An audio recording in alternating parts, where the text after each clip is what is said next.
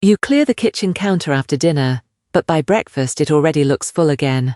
A tote bag, a stack of mail, 2 bottles, and a bowl that never found a better place. For many women over 40, that kind of visual clutter can feel surprisingly tiring because every object seems to ask for one more tiny decision. Some Japanese home rules can be useful as inspiration here, not as a claim about how every household in Japan lives, but as a way to think about simplicity, intentional space, and keeping daily life easier to manage. Today we're looking at 11 practical rules that can help a home feel lighter, calmer, and easier to maintain without cleaning all day. You do not need to empty your home by matching containers or turn every room into a minimalist photo. The goal is more realistic than that. You want fewer things competing for your attention, fewer objects without a clear home, and fewer systems that only work when you constantly manage them. A counter table dresser or nightstand can technically hold a lot, but the more it holds, the busier the room can feel every time you walk past it. That is why a room can be clean and still feel cluttered. The kitchen counter may hold a coffee maker, vitamins, unopened mail, a fruit bowl, refill bottles, a shopping bag, and the small appliance you keep meaning to use more often. None of those things is necessarily dirty. None of them is necessarily wrong. But together they can turn a useful surface into a visual reminder of unfinished decisions. Instead of asking, "Can this fit here?" ask, "Does this need to live here every day?" Keep the few things you truly use on that surface, give the rest another home. A little empty space is not wasted space, it is usable space. It gives your eyes somewhere quieter to land and gives your hands room to work. One of the quietest sources of clutter is not always having too many things. Sometimes it is having too many things that float. The scissors move from the kitchen to the desk. Reading glasses end up beside the sink. Reusable bags migrate from the car to the hallway chair. A charger is always somewhere, but never where you need it. When an object has no fixed home, you make the same small decision again and again. Where should I put this? That sounds minor, but a home is made of hundreds of small actions. Choose one realistic place for the objects you use often. Not the most beautiful place, not the place an organizing photo would suggest. Choose the place that matches how you actually live. If you always take off your glasses in the living room, give them a small home there.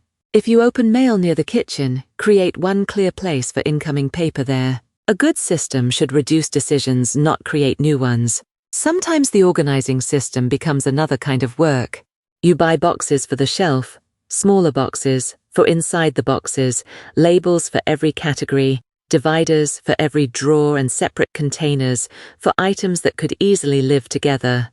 For a few days, everything looks beautifully organized. Then real life starts again. Now you are not just putting something away. You are opening a cabinet, removing a bin, opening the bin, finding the right compartment, putting the item inside, closing everything and returning the bin. If a system needs too many steps, it may be too complicated for your daily routine. Try reducing the number of categories. Keep broad groups that make sense at a glance. Put frequently used items where they can be returned in 1 or 2 movements. Organization should help you finish a task faster. If you spend more time maintaining the organizing system than using it, simplifying may serve you better. This next one can be harder because it is not really about storage. It is often about identity. A bread maker from the year you plan to bake every weekend, serving dishes from a season when you hosted large dinners, craft supplies from a hobby you once loved, clothes from a job you no longer have, extra glassware saved for guests who rarely visit. These objects may still be useful in theory, they may still be in good condition. That is exactly why they can be difficult to release. But still usable and still useful to me are not the same thing. Look at the item and ask a gentler question. Does this support the way I live now? You do not have to criticize your past self for buying it. You do not have to prove the item was a mistake. You can simply recognize that your life changed. When too much space is taken by objects, for old routines, old plans, and old versions of yourself, your current life has less room to work. Most of us keep a few things because they might be useful someday. That can be perfectly reasonable. The problem begins when just in case becomes a category with no boundary. Extra mugs, extra containers, extra cords, extra shopping bags, extra serving utensils, extra jars, extra linens, extra supplies from a project that ended long ago. Each individual item may seem harmless. The accumulation is what can make storage harder to use. Instead of asking only whether you could possibly use something one day, ask how likely it is, how easily it could be replaced, and how much space you are willing to give that possibility. You might keep 2 spare towels, not 12. A small bag of reusable bags, not an entire cabinet. 1 backup charger, not every cable that has entered the house in the last decade. Just in case works better when it has a limit. A basket can be useful. A drawer can be useful. A cabinet can be useful. But storage becomes less helpful when the presence of a container becomes permission to keep filling it. You notice the drawer is crowded, so you buy a deeper organizer. The shelf is full, so you add another basket. The closet is tight, so you install another hanging section. The home may look more organized, but the amount you are managing has not changed. Try reversing the logic. Decide how much space a category deserves, then let that space be the limit. If all your food storage containers fit comfortably in one drawer, that drawer can define enough. If your cleaning supplies fit on one shelf, the shelf can become a practical boundary. If the basket for scarves is full, you do not automatically need a larger basket. A physical limit can make the next decision simpler. It helps keep one category from quietly expanding forever. Decor can make a home personal and warm. The problem is not decoration. The problem is when many small objects begin competing for attention. A tray with several candles, a group of figurines, small signs, tiny framed quotes, seasonal pieces, decorative jars, multiple objects arranged on every shelf and tabletop. Individually, they may be lovely. Together they can make a room feel visually busy, especially when every surface has its own little display. They also create more things to move when you dust or wipe a surface. You do not need bare shelves. Try choosing fewer, larger, more meaningful objects. Give each one a little space around it. Let one favorite piece be noticed instead of asking 5 pieces to share the same small area. A calmer-looking room often comes from subtraction, not from adding another styling solution. This next rule sounds almost too simple, but it can change the feeling of a room without creating a long cleaning routine. When you make tea, the tea goes back when you are done. When you open mail, the envelope is recycled, and the paper goes to its next place. When you use a throw blanket, it returns to the sofa or basket. When you finish with a hair tool, it goes back after it cools. The important part is timing. If every object is left for later, later can become an entire second round of tidying. You walk through the house at night and see 10 unfinished actions waiting for you. Returning 1 or 2 things at the end of the action is different from cleaning all day.